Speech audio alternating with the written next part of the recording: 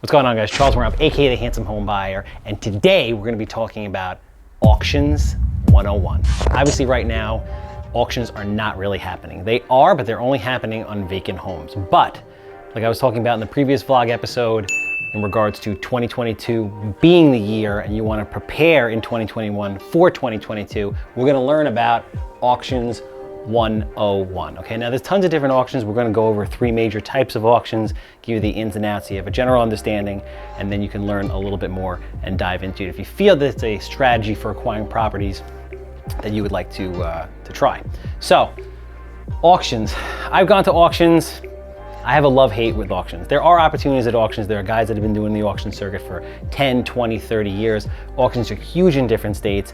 In New York, it's very, very, very, very tough. Okay, prices are crazy. Obviously right now there are no auctions, but as soon as the government lifts this moratorium, it is going to get absolutely crazy. The backlog at that point of, let's say, 2 years worth of product that hasn't come to the market is essentially going to come to the market, and it's going to be crazy. So it's definitely a viable option. You want to be familiar with the different types of auctions because your next deal might come from one. Okay, so in-person auctions are the first kind. If we're talking about Long Island for a minute, we're talking about Nassau and Suffolk County.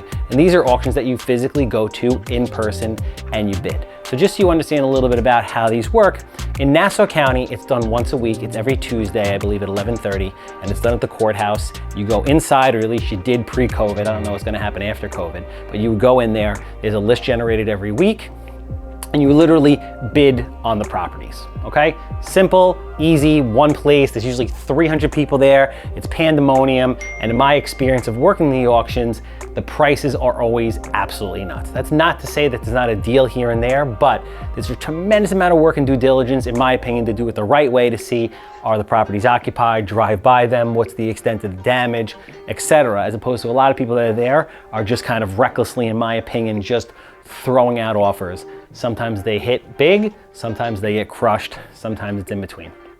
So it really depends. Now, in Suffolk County, it's different. In Suffolk County, let's say you have, Islip, you have the town of Brookhaven, you have the town of Huntington.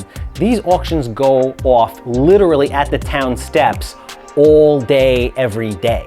So you can have an auction going off at 9:30, one at 10 o'clock, 11 o'clock, 12:15. They go off all over the place. So this makes it a little bit easier to get better deals because the logistics are an absolute nightmare. Remember for a moment, you have to have multiple people. You really have to have a team that is running around scouting houses and then going to these auctions to see if they go off, if they don't. Sometimes the auctions go off, sometimes they don't. You can call the day before and find out if the auction is still scheduled and on, but literally at the last moment, 5 minutes before the auction, someone could run up with a bankruptcy or something like that, and the auction can be canceled. So you really never know. It's a lot of work. You have to have the right procedures in place, you have to have the right relationships, and you have to have the right staff. But there are opportunities in in-person Suffolk County auctions because the logistics are crazy. Now, the way the auctions work when you go there is you have to come with a down payment check, typically, and they can adjust this, but typically it's for 10% of the winning bid amount. So if you bid $300,000, you have to have a check right then and there for $30,000. Now, the way you write the checks out, and this is another logistical problem, really depends. Back in the day, you used to be able to make it out to cash and then just sign it over to the referee. What you're really supposed to do is have the check for that amount made out to the referee who's going to be conducting the auction. That's really the only way to guarantee that the referee is going to accept that and it's going to work. Otherwise, if you have it written out to cash or something like that, the referee could say, no, I'm not accepting this. Also, in certain cases, I've been to auctions where they required a higher down payment. So they required 20% or 25 or 30% down payment related to the winning bid amount, and nobody knew. That was the one good deal that I saw at the Nassau County auction after working it for 6 months was a result of that. It was a house in Levittown. Everybody had 10%.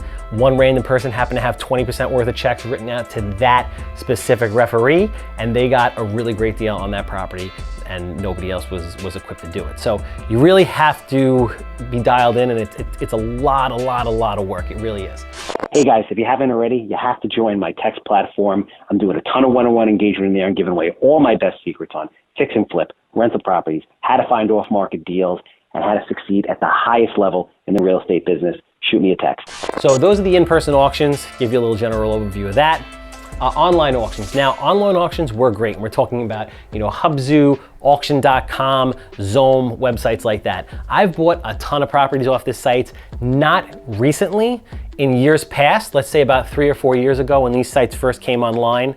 And people were not really into them because they were like, you're buying houses on the computer, sight unseen, with people in them.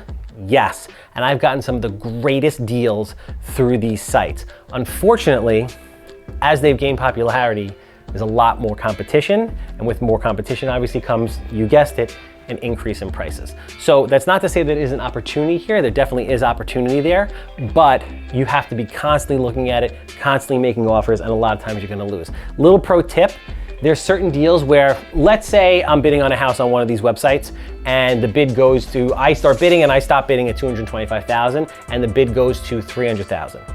You might actually still get that property because a lot of times what happens is people get excited, right, at auctions, because that's what they do, they get excited, they bid, and then when they get the property, they're like, oh shit, I got the property, I can't get the financing, I don't wanna buy it, I think I overpaid, buyer's remorse. So you always wanna be in the bid because you never, ever know. Quick story. I was bidding on a property on one of these sites, bidding on it. I lost by like $125,000. All of a sudden I get a call, literally a week later, from the asset manager. And I'm like, whoa, asset manager? He's like, yeah. I'm like, this is great. I never get calls from you guys. Super excited. What's going on? He's like, listen, all the other people dropped out. We really want to unload this property. I see that your offer was $250,000. Can you go $300,000? I said no. I ended up giving another $5,000. I bought the property for $255,000, and the original winning bid was in excess of $300,000. So you never, ever know. You want to be in the action. You want to be bidding, but if you're gonna bid, be prepared to close, because if you do not close, they blacklist you. First time, they blacklist you temporarily for a certain period of time. After that, they just boot you off because they don't want to be wasting time, obviously, and money. So that's online auctions. Then there's all different kinds of other miscellaneous type auctions. I'll use Maltz, for example. Maltz is a private auction company. I'm sure a lot of you guys get the emails. My own personal experience at Maltz hasn't been good from getting a good deal standpoint.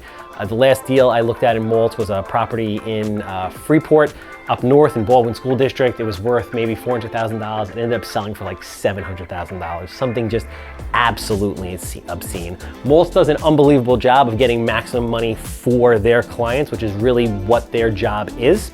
And they list things very low. They get a lot of interest, and then you get people there that are just bidding it up. Typically the way this works is whatever your maximum bid amount is, you're gonna send them a check, or you're gonna wire that amount of money to them. And then if you don't win, they're gonna cut you a check back and send it back to you in the mail, okay? Typically in this case, there's a buyer premium.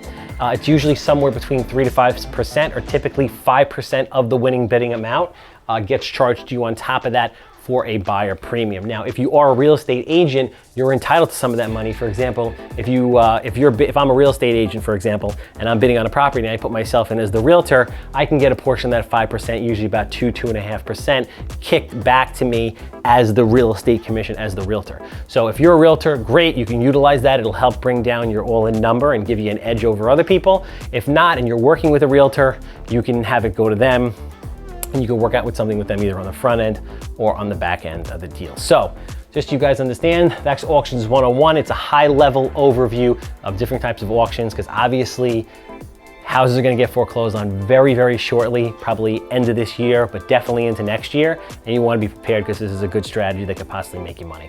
I appreciate you guys watching. Obviously like, subscribe, comment, click that bell, share this with as many people as possible. We'll see you next week.